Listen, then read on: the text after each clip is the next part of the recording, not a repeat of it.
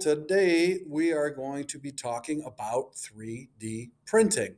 You can 3D print models that you make, but that's not going to be the focus of what I want you to get out of this experience. What I want you to understand is how to get a 3D model into a slicing program, and then how to get that slicing program and the model in it set up and edited so you can adjust the size, the scale, the position of your print to meet certain targets that you have. So we aren't going to create a 3D model. What we're going to do is we're going to find a 3D model. And the place we're going to go to find it is a place called Thingiverse. Thingiverse. Go ahead and click on Thingiverse. And there is well over a million models here. You could search for anything. You can scroll through and find what you want. No, no, no. No guns, no weapons, no bows, no blades. We got to find things that are school appropriate. So you can just do a random search for things and just kind of look around. You can look for utility things. For this example, I'm going to do something that I think most of you guys have experience with or at least know about. We're going to look for a Roblox figure. You don't have to pick a Roblox figure. You can look up relevant. You can change it to things. You can change your filters. But find whatever you want to find, and then we're going to click on it. Okay, so right here, it's going to show us the STL file, stereolithography. You don't need to know exactly what that means, but it's kind of like a JPEG right here. So you're looking for stl.stl.obj file.3mf. Any of those files will work as long as it says it right here. Okay, .stl.obj or .3mf. And then you're going to hit download. It's going to start a countdown right here to where your download is. So there it is. We have the Roblox Piggy. We can come up here and click Show in Folder. If you miss that, you can find your File Explorer and go to Downloads. So right here we see the Roblox Piggy that I downloaded today.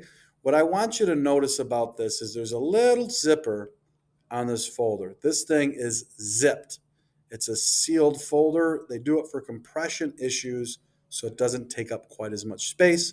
But in order to use the file, we have to extract it from that zipped up folder.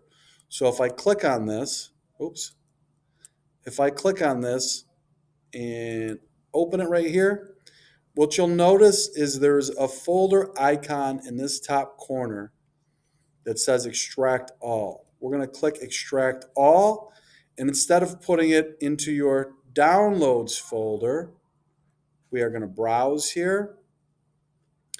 And what we're going to do is go to documents. Okay, and we're going to store this right in our documents, extract. Now I've done this a few times, so I'm going to replace it, but you guys shouldn't have to do that because this is the only time you've done that so far. So let's scroll down in here. We're in documents. We can scroll down here till we find the folders, and aha, it's files, and it's today's date. So I know this is the one that I just downloaded. So we have this file open, and there it is. You can see that we have the Robot Piggy STL. STL's there, and there's the standard tessellation language. All right, so we have the file that we want. Now we're going to get into the program, and you're going to go down to the Start menu. We're looking for Dremel Digilab and the one with a yellow, greenish background with the white D. So go ahead and click that. Again, this is something I've already done before, so you might see some pop-ups here that you might see some pop-ups on yours that you're not going to see here. For instance, you're going to have to select a printer. Make sure you select the 3D40 printer. And then you're going to have to hit finish after that. Okay. If you need help with that, please stop back to see me. So once we get this opened, you'll notice that there's like a little box here representing the 3D printers that we have, or the 3D40 printer. And what we're going to do right now is I'm just going to snap this to the side. instead of digging for it in file, open file, which you could do, we could go here and then find this thing in documents under files, or you can just drag and drop this thing over here. So there's the Roblox Piggy. The other thing that's going to be different when you open yours is it's going to be on recommended settings. Okay, to do some of the editing here, we're going to go to custom settings. There's going to be a lot of things here. We don't have to worry about too many of them. All right. One thing I'll say is the quality is something you're going to want to keep in mind. This is how thick each layer for the print is going to be. All right, we'll get back to that when we start talking about time. Most of this you're not going to have to worry about. Infill density, if you want it to be solid, that's another one you'll have to think about. And brim width, this is something you might need if you have a really narrow piece, but we'll talk about this individually. So this right-hand side, we're going to get into custom. We might edit some stuff here as needed, but the first thing we want to do is prepare this so that way we can see how long this print is going to take. So right now, this program is called the slicer, and what it's doing is it's figuring out for each layer of plastic that it's putting down, what the motors have to do to make that shape. So right now, when you see this, it's saying, oh boy, this is going to take 5 hours and 50 minutes. All right, so one of the quick ways, if you have something that's over 2 hours, to adjust this is we'll change the quality from high to medium. And we're going to keep the same settings here, and we'll prepare it again. So right now it's going to go back through, slice it up again, and I'll show you what the layers, individual layers look like in a second. But we're down to about 3 hours and 21 minutes. That's a pretty good mark right there. I don't want the quality to be awful, so I'm not going to go to low quality. I'll keep it at medium quality and adjust from there. Now, the layers that I was talking about is right over here under this eyeball. We can look at the total amount of layers and what the printer is going to do for each individual layer. Okay, if I click on Show Helpers, it's also going to show the support that's needed, like right here for the baseball bat, the support that's needed for that as well. Okay, so that might give you an idea of how this is going to print out. You don't really need to see too much else of this. So yeah, we'll go back to solid now. All right, so this is the overall support. There are some red parts on there. That's just showing you where the support's going to be contacting your print. All right, so right now we're looking at this. We have to select this, and then that's going to allow us to adjust things in this menu over here. One of the biggest ways to change the print time is to adjust your scale. So right now I'm at about 3 hours.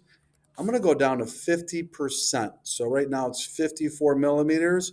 As soon as I click off that, it's going to be 54% or 50% of 54 millimeters. So right now you see it cut in half. We're at 50% of the initial size. I'm going to go back to prepare over here. And we're down to 38 minutes. So that's actually a little smaller. I can get this thing a little bigger. Our target print time for this print is going to be 1 hour. You want to try to land as closely as possible.